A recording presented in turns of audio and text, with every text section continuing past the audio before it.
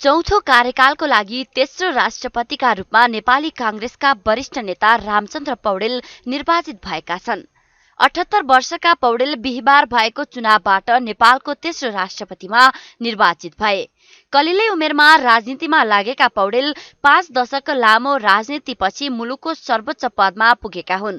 उनी गत मङ्सिर 4 मा भएको निर्वाचनमा तनहुँ क्षेत्र नम्बर 1 बाट प्रतिनिधि सभा सदस्य निर्वाचित भएका थिए।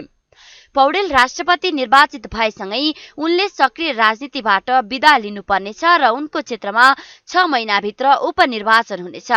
पौडेलले एक पटक कार्यकारी पद प्रधानमन्त्री नै बनेर देश चलाउन चाहेको बताइरहेका थिए, तर तत्काल सम्भव नहुने देखेपछि उनी राष्ट्रपतितर्फ मोडिए र निर्वाचित पनि भए। नेपालको संविधान 2072 जारी गरेर प्रथम राष्ट्रपति डाक्टर रामवरण यादव बिदा भए भने दोस्रो राष्ट्रपति विद्यादेवी भण्डारीको कार्यकाल संविधान कार्यान्वयनका दृष्टिले महत्त्वपूर्ण मानिए पनि विवाद रहित हुन सकेन। अघिल्ला दुवै राष्ट्रपतिले निर्वाह गरेका भूमिका विवादमा तानिए। डाक्टर यादवको कार्यकालमा तत्कालीन प्रधान सेनापति रुकमाङ्गद कटुवाल प्रकरण निकै विवादित बन्यो। यहाँसम्म कि सरकारले गरेको सिफारिस राष्ट्रपतिबाट कार्यान्वयन नभएको भन्दै तत्कालीन प्रधानमन्त्री प्रचण्डले राजीनामा नै दिए। राष्ट्रपतिका रूपमा भण्डारीले निर्वाह गरेको भूमिका पनि विवादित बन्यो।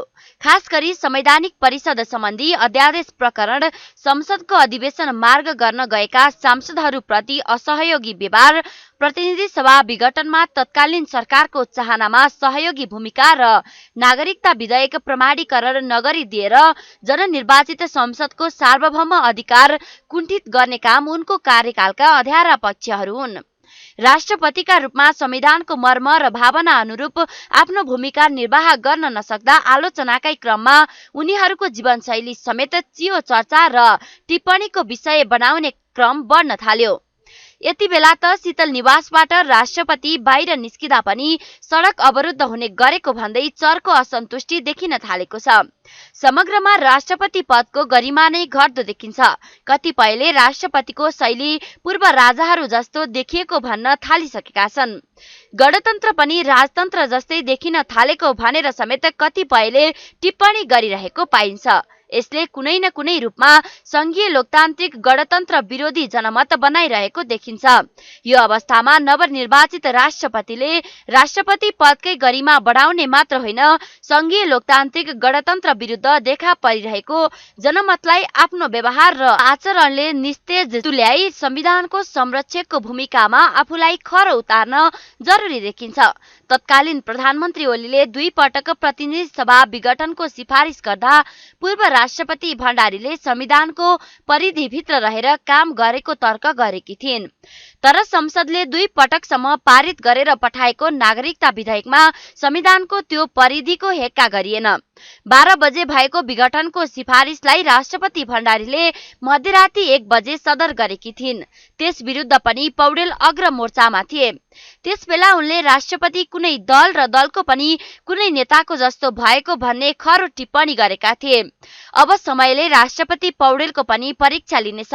राष्ट्रपति देशकै अभिभावक हो। संविधानको धारा 61 को उपधारा 2 मा राष्ट्रपति नेपालको राष्ट्राध्यक्ष हुने र निजले यस संविधान र संघीय कानून बमोजिम कार्य सम्पादन गर्ने भनिएको छ। सोही धाराको उपधारा 3 मा राष्ट्रपतिले नेपालको राष्ट्रिय एकताको प्रवर्धन गर्नेछ र उपधारा 4 मा संविधानको पालना र संरक्षण गर्नु राष्ट्रपतिको प्रमुख कर्तव्य हुने भनिएको छ। संविधानका यी प्रावधान र यिनको मर्मले राष्ट्रपतिमा कुनै दलको ट्याग रहने छैन भन्ने ग्यारेन्टी गरेको छ। तर नवनिर्वाचित राष्ट्रपति पौडेल लामो समय नेपाली कांग्रेसको राजनीतिमा सक्रिय रहेका व्यक्ति हुन्। प्रजातान्त्रिक आन्दोलनमा उनले निर्वाह गरेको भूमिका जति प्रशंसनीय छ, राष्ट्रपतिका रूपमा उनले निर्वाह गर्ने भूमिका त्यतिकै प्रशंसनीय होला त? यति बेला अहम प्रश्न खडा भएको छ। फेरि पनि राष्ट्रपतिको गरिमा कस्तो बनाउने यो जिम्मेवारीमा रहेर आलोचित भए पनि दलको स्वार्थ पूरा गर्ने या सबैको साझा अभिभावकका रूपमा आफूलाई स्थापित गराउने भन्ने विषय सोही पदमा रहने नै निर्धारण गर्ने हो। तत्कालका लागि दल विशेषको ट्यागबाट आफूलाई मुक्त तुल्याएर सबैको अभिभावकका रूपमा स्थापित गराउनु नवनिर्वाचित राष्ट्रपति पौडेलका लागि पहिलो चुनौतीको विषय मानिएको छ। यस प्रकारको भूमिकाले संविधानको पालना र संरक्षण स्वतः हुने प्रश्न छ। पछिल्लो समय राष्ट्रपतिको सवारी पनि विवादको विषय बन्न थालेको छ। सडक नै पूर्ण रूपमा बन्द गराएर राष्ट्रपतिको सवारी चलाउने र सर्वसाधारणले सोही कारण घण्टौं शास्ति पाउने प्रविधिको लगातार विरोध हुँदै आए पनि यसमा सुधारका लागि पहल हुन भने सकेको छैन। राजनीतिक परिवर्तनका नाममा जनतालाई जे जति अधिकार दिए पनि कुनै गन्तव्यमा हिँडिरहेको बटुवालाई घण्टौंसम्म बाटो रोकेर राष्ट्रपतिको सवारी गराउनु जनताको छोराछोरी निर्वाचित भएर पुग्ने सर्वोच्च पदमा रहने पूर्व राजाको जस्तो तडक भडकपूर्ण जीवनशैली देखाउने गर्दा सर्वसाधारणले राजतन्त्र र गणतन्त्रका बीच तात्विक भिन्नता महसुस गर्न सकेका छैनन्। यसतर्फ नवनिर्वाचित पौडेलले सोच्नुपर्ने आवश्यकता छ। विगतमा प्रतिनिधि सभा विघटनका सन्दर्भमा आएका 2 वटा सिफारिसलाई राष्ट्रपति विद्यादेवी भण्डारीले अनुमोदन गरे पनि सर्वोच्च अदालतबाट दुवै पटक त्यस्तो सिफारिस असंवैधानिक रहेको भन्दै प्रतिनिधि सभा पुनर्स्थापना हुने फैसला भएको थियो। संविधानमा उल्लेखित प्रावधानहरूलाई आफू अनुकूल व्याख्या गरेर वा आफ्नो अनुकूलको सरकारबाट आएका सिफारिसलाई आँखा चिम्लिएर सदन गर्ने परिपाटीले संविधान कार्यान्वयनका दिशामा नकारात्मक सन्देश दिन्छ र त्यसले समग्रमा शासन व्यवस्था र राष्ट्रपति पदकै गरिमालाई कमजोर तुल्याउँछ भन्नेमा राष्ट्रपति स्वयं नै जानकार हुनुपर्ने देखिन्छ। सरकारले ल्याउने अध्यादेशहरू वा सरकारले पठाएका आफ्नो स्वार्थ अनुकूलका सिफारिसलाई कानून विधि र अन्तर्राष्ट्रिय अभ्यास अनुसार सकारात्मक हस्तक्षेप गरी मुलुकलाई दुर्घटनामा पुग्नबाट बचाउन राष्ट्रपतिको भूमिका महत्त्वपूर्ण मानिन्छ। तर अब संविधानको मर्म र भावना बुझ्ने चुनौती राष्ट्रपति रामचन्द्र पौडेल समक्ष आएको छ। संविधान विघटन प्रकरणमा सर्वोच्च अदालतले गरेको व्याख्यालाई राष्ट्रपति पौडेलले ध्यान दिने हो भने उनका लागि यो आदेश आगामी दिनमा सहयोगी हुन सक्छ। राष्ट्र प्रमुख भइसकेपछि देश र जनताको सर्वोपरि हितका लागि प्रतिनिधित्व गर्नु मुख्य दायित्व हुन जान्छ। यस क्रममा नेपाल जस्तो वैदेशिक सहायतामा निर्भर मुलुकलाई आवश्यक पर्ने वैदेशिक सहयोग जुटाउन तथा विकास निर्माणमा साझेदारहरूको आकर्षण बढाउन राष्ट्रपतिको भूमिका पनि अहम हुन्छ।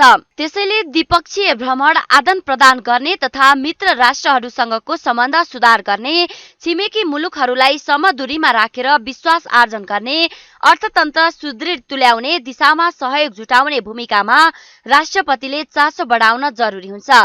विश्वमै देखिएको आर्थिक संकटका कारण नेपाली अर्थतन्त्र स्वाभाविक रूपमा प्रभावित भएको छ। त्यसैले छिमेकी मुलुकदेखि दात्री राष्ट्रसम्मलाई विश्वासमा लिएर अघि बढ्न र विद्यमान संकट सामना गर्ने दिशामा सरकारलाई सहयोग गर्न राष्ट्रपतिले पनि आफ्नो ठाउँबाट भूमिका निर्वाह गर्न सक्छन्। नवनिर्वाचित राष्ट्रपति पौडेल यिनै भूमिकामा खर उत्रिनु आवश्यक छ। नेपाल विभिन्न जात जाति भाषा भाषीको साझा फूलबारी हो।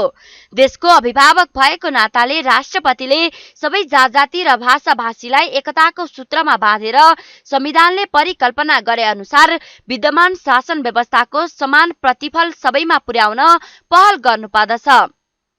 कुनै एक वर्ग जात धर्म विशेषको प्रतिनिधित्व नगरी सबैले राष्ट्रपतिलाई आफ्नो ठान्न सक्ने भूमिका निर्वाह गरेर देखाउनु नवनिर्वाचित राष्ट्रपतिका लागि चुनौती बन्न सक्छ। संविधानको संरक्षण र पालनाका मामिलामा विगतका राष्ट्रपतिका व्यवहारमाथि निरन्तर प्रश्न गरिरहने रामचन्द्र पौडेल मुलुकको राष्ट्रपति पदमा निर्वाचित भएपछि विगतका उनका प्रश्नहरूको पालना नै अबको उनको परीक्षाको विषय भएको छ। ABC reporter Pushpa Paudel, Kathmandu.